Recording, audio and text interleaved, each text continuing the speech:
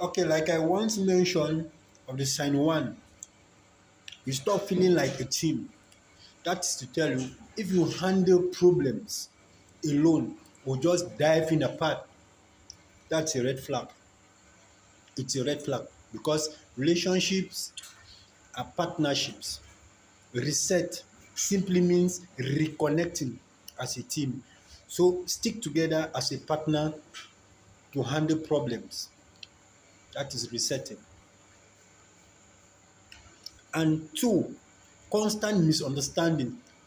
If you find yourself explaining the same things over and over without being understood, it's time to hit pause and restart your communication styles.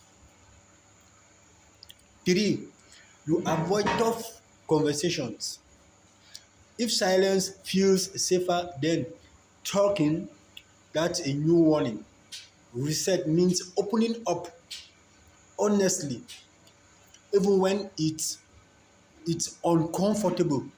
Speak your mind out. That's a reset. Thank you.